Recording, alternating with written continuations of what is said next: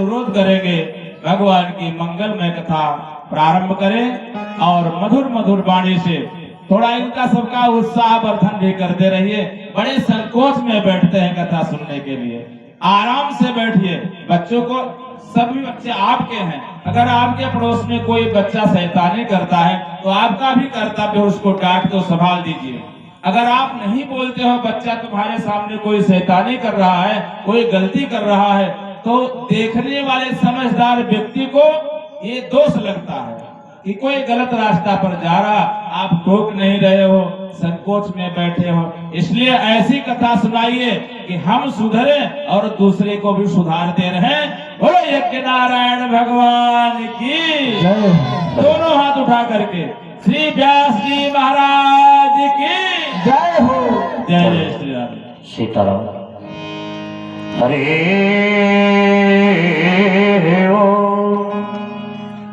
श्री राम राम रघुनंदन राम राम, श्री राम राम भरता ब्रज राम राम, श्री राम राम धर कर कस राम राम, श्री राम राम शरणं भव राम राम, सीतानाथ समारंभां रामानंदाय च मध्यमाम् अस्मदाचार्य पर्यन्तां वन्दे गुरु परम्पराम्। मौसम दीन दीन हेतु तुम समान रघुवीर, अस विचार रघुवंश मणि हरहो सब भव भेरो। काम नारी प्यार जिम लोभे प्रीति में दाम, तिम रघुनाथ निरंतर प्रिय लागो मोहे राम। सबरे राघवेंद्र सरकार की जय हो, वीर बजरंग बली की जय हो, काशी विश्वनाथ भगवान की जय हो। आप लोग थोड़ा धीरे बोलेंगे। प्रेम से बोले दुर्गे मैया की, हनुमान लाल की। वाह, आप लोग अति सुंदर बोलते हैं, इसके लिए कोटि कोटि धन्यवाद। आइए इस मंच की मर्यादा का निर्वहन करते हुए दाहिने भाग में दर्शन दे रहे हमारे परम संतों, देश के कोने कोने में शांति का ध्वजा लहराने वाले स्वामी जी, और आप सभी लोग रात्रि शैया का त्याग करके आए हैं, जिनके आने से ये विश्व हिंदू परिषद सनातन धर्म कांडाल सभी का आभार प्रकट करता है। आप सब लोग बड़भागी हैं। बड़भागी इसलिए है क्योंकि आज का समय और आज का सन, इस समय में कुछ लोग रोड के किनारे फुटपाथ पर ही समय काट रहे हो, और कुछ लोगों पर पुलिस की लाठियां बरस रही होगी। भगवान से निवेदन करते होंगे, प्रभु अगर थोड़ा समय मिल जाता तो मैं आपकी कथा सुन लेता।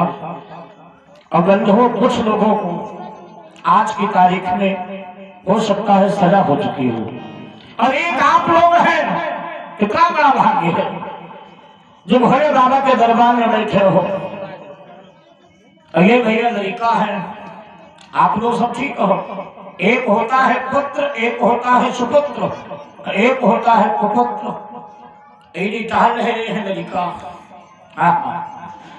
लड़का किसे कहते हैं हमारे? जिनके माता पिता हो तो सवास महाजी झगड़ा करने लगे। रात 12 बजे तो झगड़ा चालू, भोराने के 4 बजे तो झगड़ा चालू। बैठ जाओ, वह टाइम एक फाटी पड़े। तो इनका नाम है लड़का। प्रेम से बोले गोविंद भगवान की। तो आइए मैं आप लोगों से जानना चाहूंगा कि भी आप लोग कौन सी कथा सुन रहे थे? हाँ बताओ, ऐसी कथा न सुनो एक जगह हम राम कथा कहने गए, जो स्टेट का गांव है, आप लोग जानते होंगे, बेहद वीरम स्टेट गांव है, जहां पे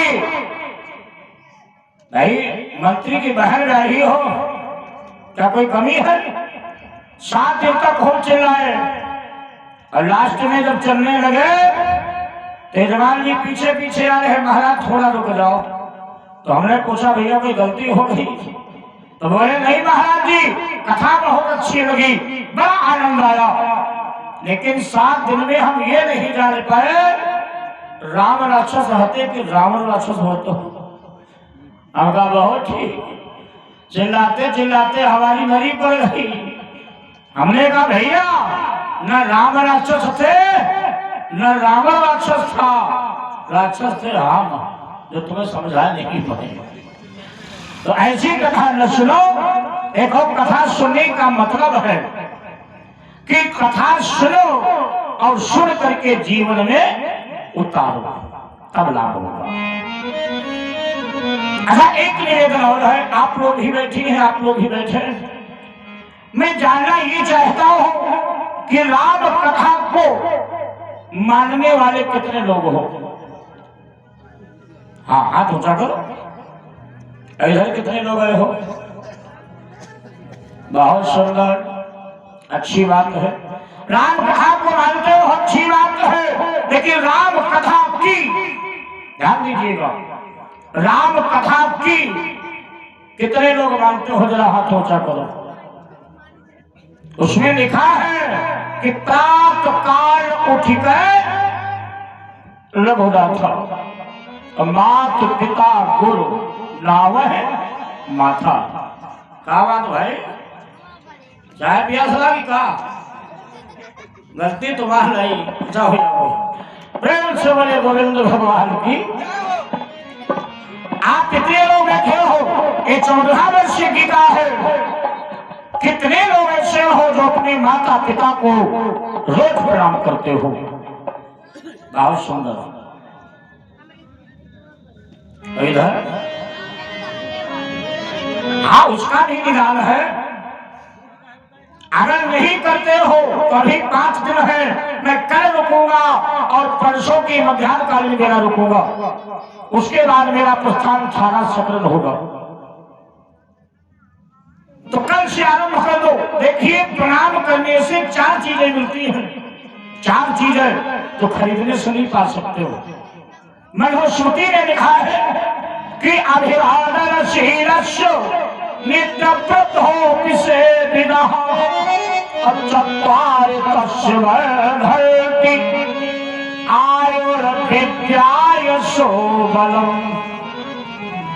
आशीर्वाद से नंबर 1 क्या मिलता है? आयु बढ़ती है। क्या भैया उम्र खरीदने से मिल सकती है? बोलो। अगर उम्र मिलती होती माताओं तो चाचा जवाहरलाल नेहरू, इंदिरा गांधी, राजीव गांधी मरे नहीं होते। इनके पास धन की कमी नहीं थी। उम्र आशीर्वाद से बढ़ती है। और नंबर 2 विद्या। क्या विद्या खरीदने से मिलती है? अगर विद्या खरीदने से मिलती होती तो बहुत गधा टहल है। हाँ, खरीद के पोथियां लाती होती, विद्वान हो जाते। विद्या कब मिलती है? विद्या विनयम ददाति। विद्या विनम्रता से मिलती है। अब विद्या है क्या मालूम? जिसे चोर नहीं चुरा सकता है, राजा नहीं छीन सकता है, भाई बात नहीं सकता है। विद्या धनम सर्वधनम प्रधानम। अगर आप लोगों के पास विद्या है तो चाहे जहां चले जाओ। अरे एक बेहद को क्या 10 बेहद को छोड़ने पड़ जाए, लेकिन आप दुखी बड़ा रहोगे। अरे विद्या की तुलना गीता में भी दी गई है जीवात्मा से कि नैनम चिरंति शस्त्राणि नैनम दहति पावकः और न चैनम क्लेदत्यापो न शोषयति मारुतः।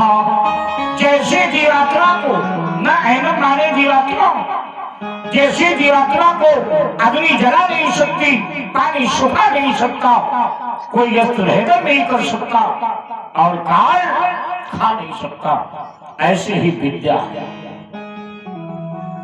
और तीसरी चीज कौन है? यश। क्या यश भैया खरीदने से मिलेगा? आशीर्वाद से मिलता है। अरे जिनके दरबार में बैठे हो, इन्होंने पता नहीं कितनों को अमर कर दिया। कलयुग में भी अमर है, कलयुग में भी अमर है। और आत्मिक बल, आप अच्छा बिस्तर तो खरीद सकते हो, लेकिन नींद को खरीद नहीं सकते हो। आप अच्छा भोजन तो खरीद सकते हो, लेकिन भूख को खरीद नहीं सकते हो। आप भैया माउजर तो खरीद सकते हो, लेकिन माउजर चलाने की हिम्मत कहां से लाओगे? आत्मिक बल ये आशीर्वाद से मिलता है। जिनके माता पिता नहीं है, वो प्रातः काल जागो, धरती तुम्हारी मां है। धरती ऐसी वैसी मां नहीं है, ध्यान दीजिएगा। जब दुनिया वाले ठुकरा देते हैं, तब हमारी धरती महाराष्ट्र में कहती है भुजाएं पसार करके कि मेरी धरोहर है। बोलो, क्या कभी धरती माता ने शिकायत की है? भाई लोग पता नहीं कितने गड्ढा बना देते हैं, हाय छाती पे हाल चला रहे हैं, लेकिन भैया कभी शिकायत करती है धरती माता को प्रणाम करो। ऐ मां, जाने अनजाने में हो सकता है कोई पाप हो जाए, क्षमा करो। और आकाश कौन है? पिता है, जिनकी छाया में हम आप रह रहे हैं। तो आइए किसी तरफ चलने के पहले दो बार परमात्मा का ध्यान करें, क्योंकि कथा सुनने के पहले कथा सुनने का पात्र बनना बहुत अनिवार्य है। और जब तक पात्र नहीं बनोगे, तब तक कथा समझ में नहीं आएगी। देख लो तो नहीं, पूरा यहाँ तो नहीं पकड़े। अम्मा पप्पा घर भैया जवान हुई, भरी जवानी भाषा ठीक हो। आइए मैं निवेदन कर रहा था, कथा सुनने के श्रोता तो कई प्रकार के हैं, कौन नाम कथा सुनने के, लेकिन मेन श्रोता दो हैं। जैसे तो लोग कह देते हैं कि श्रोता चार प्रकार अनुपम, लेकिन दो कौन है? एक श्रोता वो है जिनको भगवान की राम कथा में कोई आनंद नहीं आता है। तो श्रोता कौन है मालूम? जैसे ही घर से निकले, भैया आराम से बैठ जाओ, उठकरवा मैं बैठो जाते, हाँ उठकरवा या कई जगह बैठो जाते हैं। प्रेम से बोले गोविंद भगवान की जय। कथा सुनने के श्रोता एक वो है जो घर से निकले तो भगवान से प्रेम तो है नहीं, मन में शंकाएं भरी है कि चलो चलेंगे प्रभाकर जी से पूछेंगे रावण की नानी को रहती है कि प्रभु पद प्रीति लसा मुझे नीति और नहीं कथा बड़ा अच्छी लगेगी। मन में शंकाएं भरी है, कोई आनंद नहीं आएगा। और एक श्रोता वो है जब कथा सुनने जाते हैं तो बड़े प्रेम से बैठे हैं, दुनिया से कोई मतलब नहीं। भगवान की कथा से मतलब है कि हरे हर पद रति मदीना पुत्र की, हरे हर पद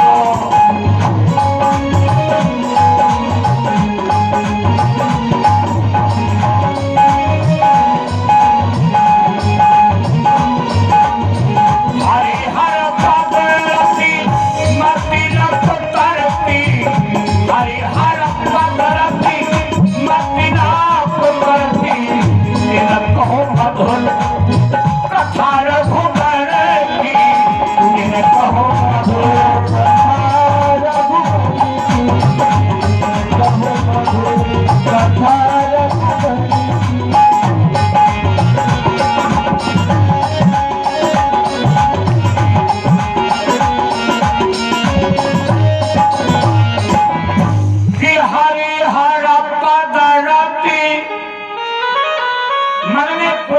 शंका नहीं है और शंका करनी भी नहीं चाहिए। चंद्र चूड़ामणि बाबा ने लिखा है कि कहा ही सुनहि जे शंका करही। कथा में कहीं शंका है? कहीं नहीं है, क्योंकि हरि अनंत हरि कथा अनंता। अब कहा सुनई बहुते की सोची शंका। तो आइए दो बार परमात्मा का कीर्तन बोले, उसके बाद प्रयास करूंगा कथा सुनाने का। हमें आता जाता कुछ नहीं है, ये मैं समझ लेता हूं। ये बहुत बड़े विद्वान है राम। अरे जिसने पूरा ग्रंथ लिख करके तैयार कर दिया, उसने भी अपने को लिखा है। क्या लिखा है मालूम? कि कभी न हो नहीं चतुर कहावो, अमतियल रूप राम गुण गाओ। जब उसने लिखा हमें कुछ नहीं मालूम तो हम कैसे कर सकते? तो आइए मधुर मधुर ताली बजा करके कीर्तन बोले और अपने मन को मैया सरजू जी के किनारे ले चले। सही प्रेम से बोलेंगे कि ले चले अपनी नागरिया, ले चले अपनी नागरिया, अवध बिहारी सावरिया, अवध बिहारी सावरिया, अवध बिहारी सावरिया, अवध बिहारी सावरिया। ले चले अपनी नागरिया, ले चले अपनी नागरिया, ले चले अपनी नागरिया, ले चले अपनी नागरिया, अवध बिहारी सावरिया, अवध बिहारी सावरिया। हरि बोल।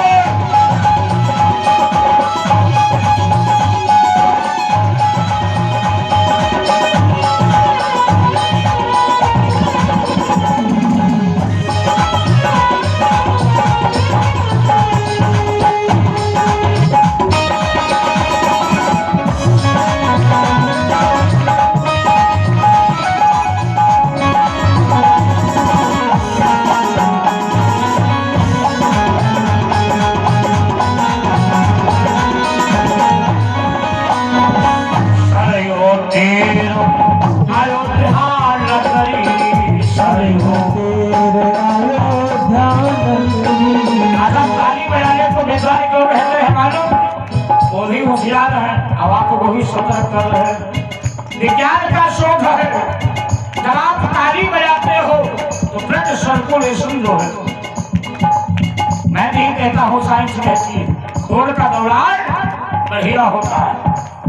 सरयोतीर अयोध्या नगरी, सरयोतीर अयोध्या नगरी, सरयोतीर अयोध्या नगरी, सरयोतीर अयोध्या नगरी। शैल भरे जहाँ का गैया, शैल भरे जहाँ का गैया, शैल भरे जहाँ का गैया, शैल भरे जहाँ का गैया, अवध बिहारी सावरिया, अवध बिहारी सावरिया।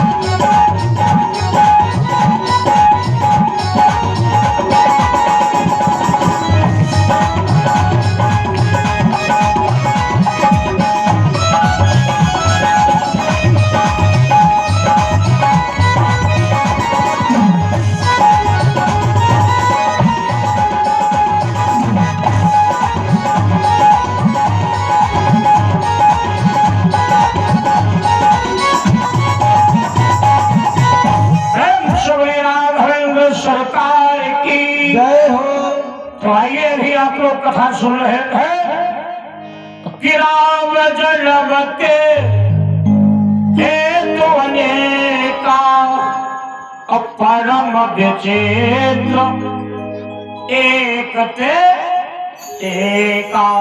ये पावन कथा कौन किसे सुना रहा है? भगवान शिव माता पार्वती जी को सुना रहे हैं। यह देवी पार्वती एक होता है विचित्र, एक होता है अति विचित्र, और भगवान के अवतार लेने के कारण परम विचित्र है। तो मैया पार्वती जी ने पूछा, कोई कहता है भगवान ने अवतार लिया जय विजय को मारने के लिए,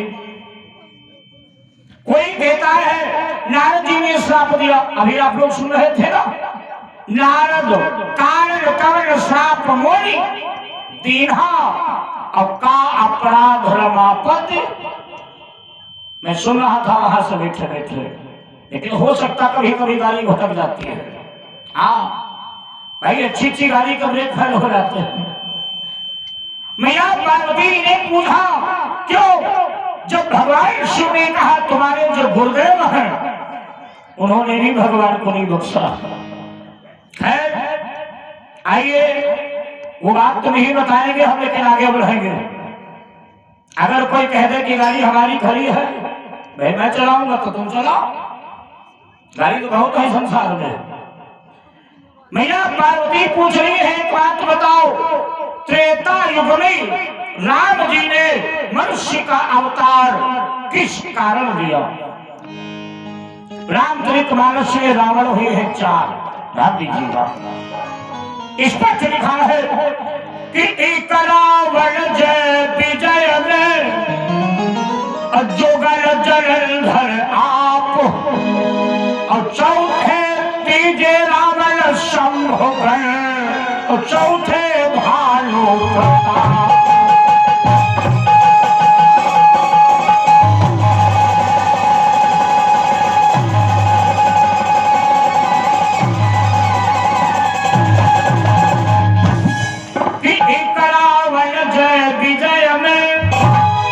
राधे धाम जी ने लिखा है रामायण में, और जोगर जलंधर आप मानस में आया है, और तीजे रावण जो भी आप लोग कथा सुन रहे थे का अपराध रमापत कीन्हा। इसके लिए भी भगवान ने मनुष्य का अवतार नहीं लिया ना। पार्वती जी का प्रश्न है कि त्रेता में राम जी ने मनुष्य का अवतार किस लिए लिया?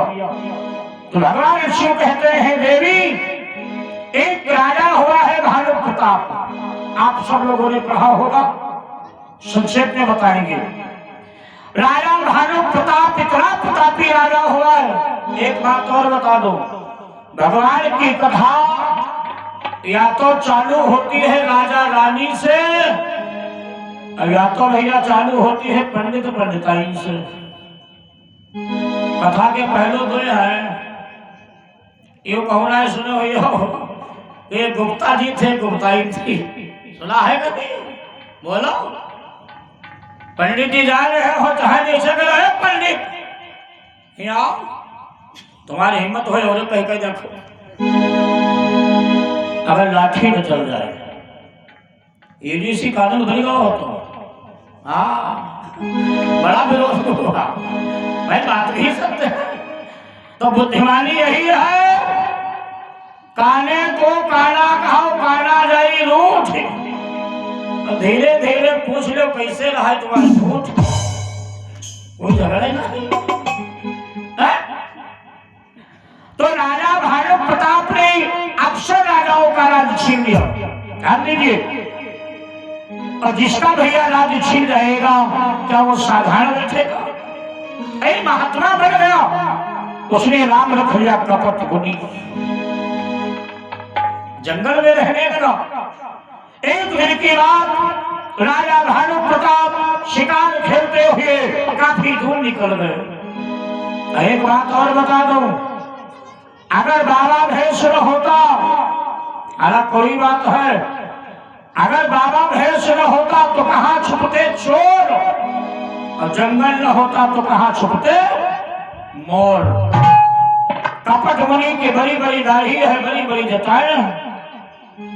जब राजा भानु प्रताप वापस लौटे तो विचार किया कहीं थोड़ा विश्राम कर लिया जाए, और जैसे ही आश्रम पर गए देखो कपट मुनि पहचान गया। भाई अपने दुश्मन को कौन भूलता है। कपट मुनि ने कहा, राजन आपका नाम है राजा भानु प्रताप, आपके भाई का ये नाम है। इतने लोग बैठे हो, अगर अचानक कोई सीतापुर महात्मा मिल जाए अब तुम जानते न हो और बताने लगे तुम्हारा ये नाम है, तुम्हारा ये गांव है, तुम्हारे इतने बेटा है, बोलो विश्वास नहीं करोगे? विश्वास करना पड़ेगा। और ये भी बता दिया कि 70 योजन नगर तुम्हारा। राजा भानु प्रताप चरणों में गिर गए, प्रभु आप सिद्ध योगी हो। महात्मा ने कहा यही विश्राम करो। एक नीति और कहती है रामकथा की, जब तक दुश्मन को दुश्मन मानते रहोगे काम अदा नहीं होगा, और जिस दिन दुश्मन को अपना मित्र बना लोगे, जहां जहां कटवाए तो जिस दिन दुश्मन को तुम मित्र बना लोगे, प्रेम जीत लोगे, विश्वास जीत लोगे, फिर मारने में टाइम बोला लगेगा। भानु प्रताप ने उसी नीति का प्रयोग किया। कपट मुनि ने दर्शा दिया नीति को, प्रेम से खिलाया पिलाया, विश्राम करवाया, और जब रात हुई तो अपने मित्र की मदद से कहा इनका घोड़ा लो, इनकी घुड़साल में बांध दो, और राजा को उठा करके रानी के पलंग पर लिटा दो। क्या नीति है, पहुंचा दिया।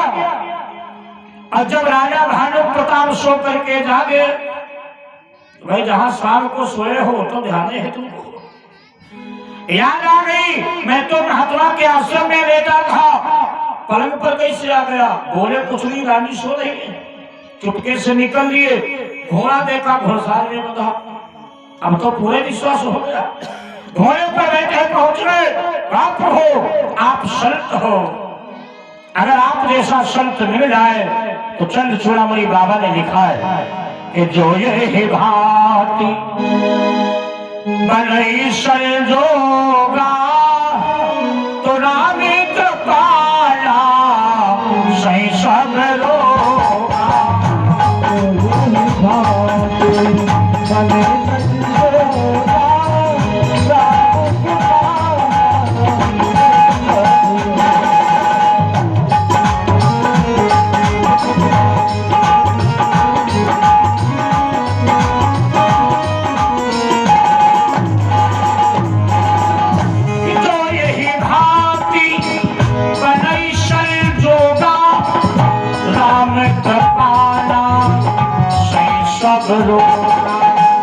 अब मोहि इसलिए कहा भैया भीषण ने, अब मोहि भरोसा हनुमंता बिनु हरि कृपा नहीं नहीं।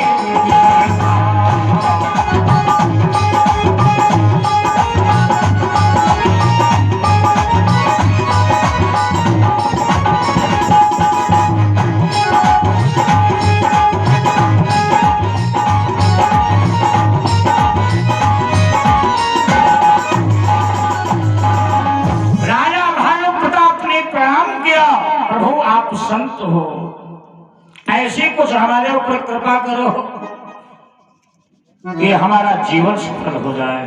अब देखो कपट मुनि ने लालच दिया।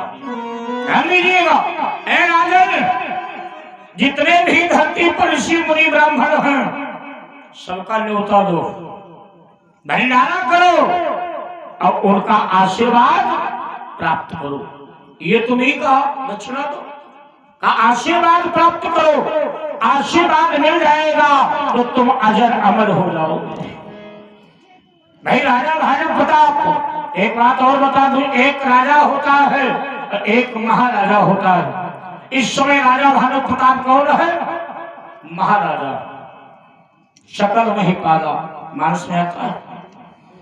राजा वो है जो अपने प्रदेश का है, और महाराजा जो वो है जो पूरी धरती का एक छत्र सम्राट हो। आइए हमारे परम सम्मानीय श्री अवधेश मिश्रा जी समुद्रा हमको प्रदान किए हैं। हम तो माता रानी से निवेदन करते हैं कि मैया इनको इतना दो कि एक बार ये सोचे कि हम कहाँ खर्चा करें।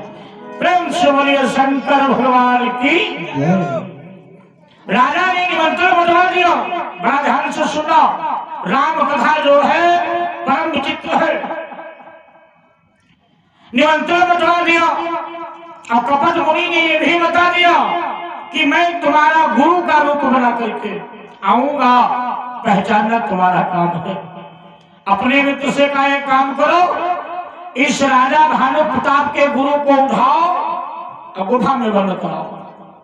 नींद देखो, गुरु को गायब करवा दिया, मतलब किडनैप करवा दिया और स्वयं गुरु बनकर के पहुंच गया। रसोई बनाई और रसोई में क्या क्या डाला जानते हो? अपने मित्र से कहा जाओ जो हिरण मिल जाए। मैं नहीं कहता हूं, मानस कहती है। हिरण आदि आदि का मांस भोजन में शामिल किया। विचार किया अभी बात बनी नहीं है, क्या कमी रह गई मालूम? ब्राह्मणों का मांस। क्या बात है, जबकि ब्राह्मण की बलि माता काली भी नहीं देती मेरे भाई।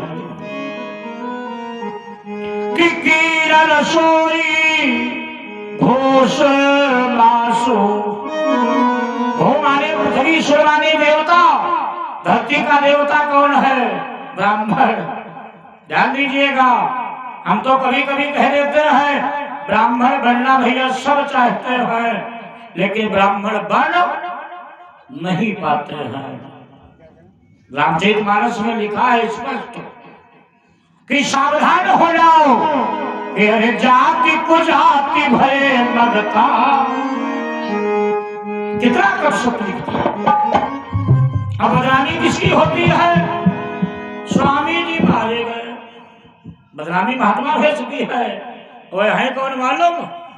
बगिया में टिके हैं। प्रेम से बोलिए गोविंद भगवान की। सब ब्राह्मण बैठे और जैसे हाथ में जल लिया, मंत्र पढ़ने लगे भोग का, आकाशवाणी हो गई कि उठाओ विप्र निज निज ग्राह जाओ।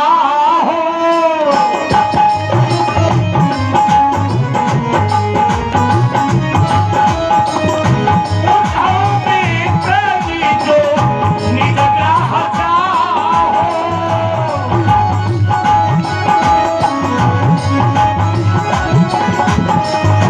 हरि बलिहारी जनि भाव।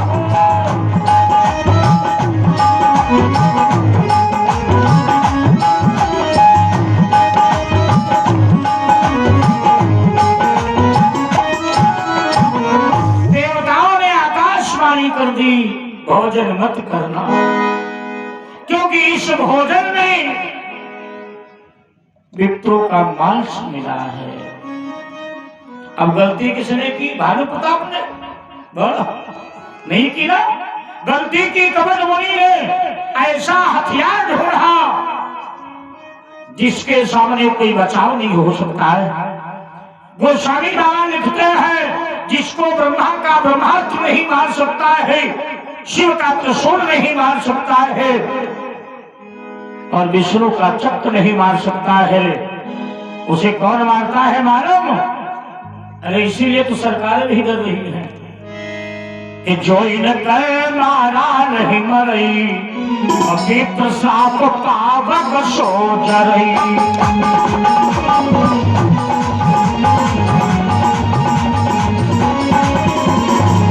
कोई इनकर मारा नहीं मरई, कोई इनकर मारा नहीं मरई, विप्र साप पावक सो जरई।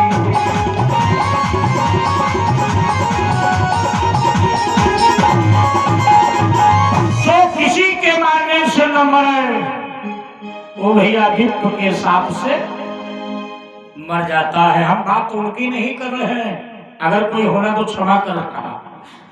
भैया सेव खाए जाए, संतरा खाए जाए, तो सफेद वाले चाचा फलों खाए जाए। मैं बात उनकी कर रहा हूं कि तप बल विप्र सदा बरियारा, ताके को पल को रखवारा। आकाशवाणी हुई, ब्राह्मण लोग हाथ में जल तो लिए थे भोग के लिए ना, आए हो गए, साप दे दिया कि हो निशाचर जाई तुम मोर सहित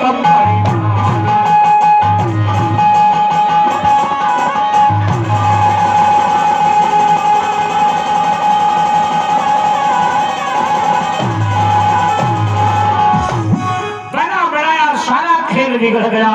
राजा भानु प्रताप को धक्का लगा, आखिर फाल्ट कहाँ हुई पता लगाया, और जब रसोई में गए तो ना तो रसोईया है, काम कर गया अपना, न भैया लाठी चलानी पड़ी और न राइफल उठानी पड़ी, बोलो कुछ करना पड़ा। वही भानु प्रताप परिवार समेत असुर परिवार में पहुंचे। कवि लिखता है विश्वामित्री के 3 रानियां हैं, आइए ध्यान दीजिएगा। भोले बाबा कहते हैं पहली रानी का नाम है देवी, दूसरी रानी का नाम है स्वेच्छा और तीसरी का नाम है माया। माता देवी के गर्भ से 2 पुत्रों ने जन्म लिया। तब देवी ने तो सोत जाए, अब देवी जाए, अब देवी ने तो सोत जाए, अब देवी ने तो सोत जाए।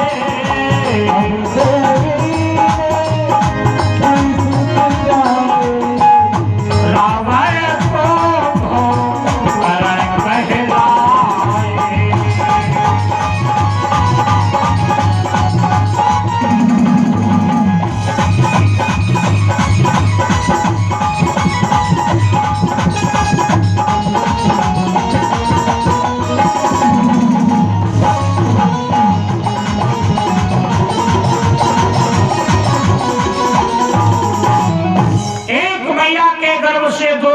जन्म लिया रावण और कुंभकर्ण ने।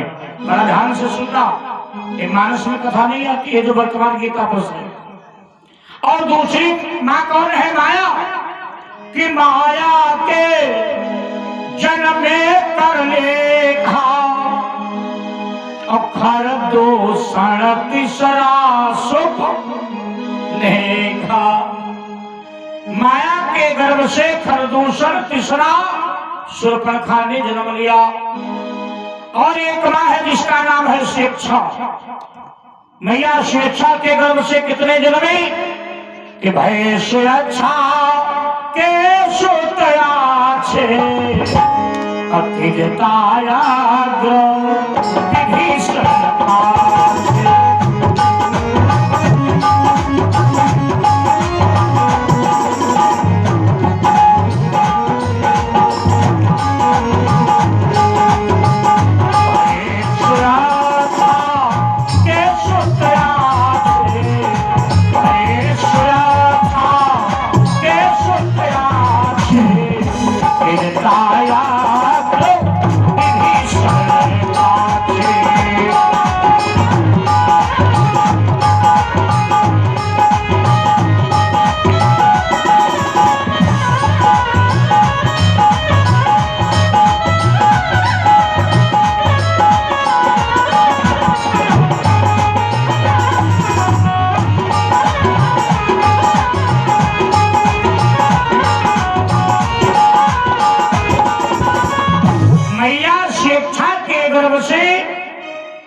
त्रिनेता और विभीषण ने जन्म लिया। अच्छा, लौकिक भाव में त्रिनेता किसे कहते हैं मालूम? लौकिक भाव में जिस बिटेवा के 3 चोटियां बांधी हो, 2 साइड वाली, तो यहाँ के बीच में खुटिया तक खड़ी, जान लो त्रिता के छुटकैया बहिनिया है।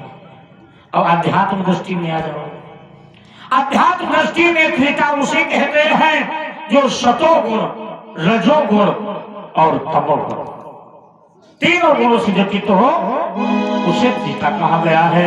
ये सब लोग तिब्बत के रहने वाले हैं। इनका निवास जन्म कहाँ हुआ? तिब्बत में। अब विश्वामुनि की एक रानी और है, जिनका बड़ा बेटा कौन है मालूम? जिनका नाम है महाराज कुबेर। एक बात और बता दें, मैं स्वामी जी से क्षमा चाहूंगा, पहले के जो ऋषि होते थे इनके भैया कोई गिनती नहीं थी। 1 2 3 4 5, पिछला कौन है? मुनि तो है, महात्मा है। हाँ, बड़ा बेटा धन का मालिक बना बैठा है। और ये राक्षसों की नीति थी कि महात्मा से प्रेम करो, क्योंकि महात्मा लोग तपस्वी होते थे ना, इनसे तेजस्वी संतान प्राप्त की जाए। और जब तेजस्वी संतान होगी तो सारे भूमंडल पर अपना राज्य होगा। इसलिए भैया ऐसा किया जाता था, नहीं तो महात्मा से ज्यादा सीधे कोई नहीं है। विचार करो, बाबा जी माला लिया बैठे, माया पहुंच गई। अच्छा एक बात और बता दे, कितना बड़ा ज्ञानी हो, कितना बड़ा तपस्वी हो भैया मिश्रा जी, विश्वामित्र से ज्यादा बड़ा तपस्वी बोला हो सकता है? नारद बाबा से बड़ा कोई ऋषि बन सकता है?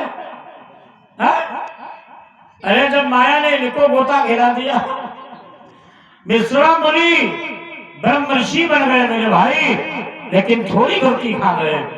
मेनका ने नीचा दिखा दिया, और नीचा दिखाया तो महाभारत की उत्पत्ति हो गई। प्रेम से बोले गोविंद भगवान की। ये सब पराक्रमी महात्मा है। या सीधा मतलब ये जान लो, अरहर का बीज भैया भोरे पर डालिया बिरवा कहेगा जमेगा, बोलते रहो आप लोग। अरहर का चाहे नाली में डालिया और बिरवा कहेगा जमी है, अरहर का चाहे खातों में दे। आप लोग समझदार हो, मेरे कमियां रही है वर्तमान में मेरे भाई। जहां देखो प्रश्न उठ रहा है, मालूम कौन कि जागो दारुण दुख लाना और सबते कठिन जाति अवमान।